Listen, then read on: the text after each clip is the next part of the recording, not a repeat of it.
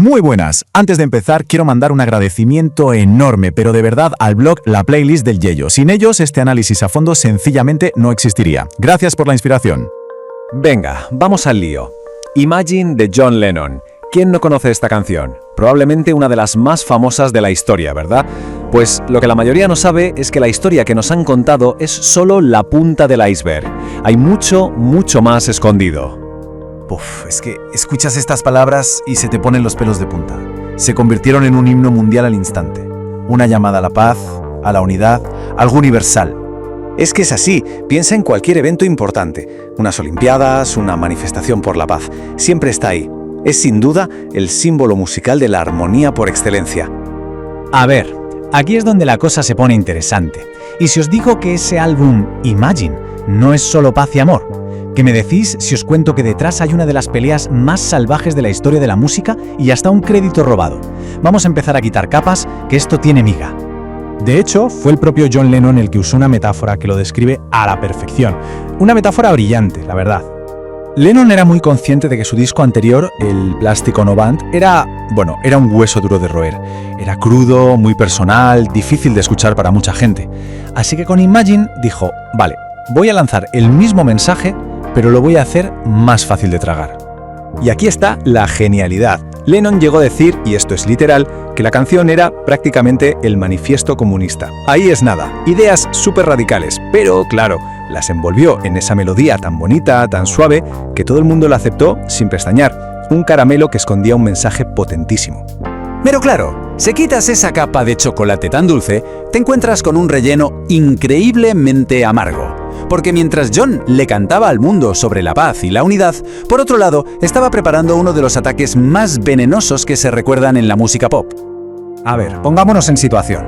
La ruptura de los Beatles no fue nada de amigos para siempre. Las cosas estaban muy, pero que muy tensas. Y para 1971 ya se estaban lanzando dardos en sus canciones. El primero en golpear, por cierto, fue Paul. La letra era una indirecta, pero muy directa, al activismo de John y Yoko. ¿Y la foto de los escarabajos? Pues bueno, más leña al fuego. Y claro, John, que no era de los que se callan, se lo tomó como algo personalísimo y se puso a preparar su venganza. Y la respuesta de Lennon fue brutal. No se anduvo con rodeos. En la canción How Do You Sleep le ataca donde más duele. Se ríe de su mayor éxito, Yesterday, y de su single más reciente, Another Day. Directo a la yugular. Y sigue. Llamó a su música Musak, música de ascensor. E incluso llegó a cuestionar su talento. O sea, esto ya no era una simple pelea de amigos, era una declaración de guerra en toda regla y a la vista de todo el mundo. Pero es que la cosa se puso todavía más fea. George Harrison se metió en el estudio y tocó la guitarra en la canción. O sea, se posicionó del lado de John. Ringo, en cambio, fue a visitarles, escuchó la letra y, horrorizado, le dijo a John que parara y se largó de allí. El mal rollo era tremendo. La guerra civil de los Beatles estaba servida. Bueno, tenemos política radical, tenemos una pelea a muerte. Pero falta un ingrediente. Un ingrediente secreto que en realidad es el origen de todo. El verdadero origen de Imagine. Mucho antes de la canción, en 1964, Yoko Ono publicó un libro de arte vanguardista llamado Grapefruit. El propio Lennon admitió, sin tapujos, que la idea, el concepto entero de Imagine y gran parte de la letra venían directamente de ese libro de Yoko. ¿Y qué pasó? Pues que cuando salió el disco, en los créditos solo ponía John Lennon. Años después, en 1980, lo reconoció. Dijo que su ego y, palabras textuales, su machismo, le impidieron darle el crédito que sabía perfectamente que ella merecía. Tuvieron que pasar décadas, pero al final se hizo justicia. No fue hasta 2017, 46 años después, cuando por fin se añadió oficialmente a Yoko Ono como coautora de Imagine. Una auténtica locura el tiempo que tardó en llegar ese reconocimiento. Entonces, ¿con qué nos quedamos de todo esto? Pues con que el himno de paz más grande de la historia nació, en realidad, de un cóctel explosivo de política radical, de una rabia personal tremenda y, eso sí, de una conexión artística profundísima. El álbum Imagine, en definitiva, no es un disco sencillo.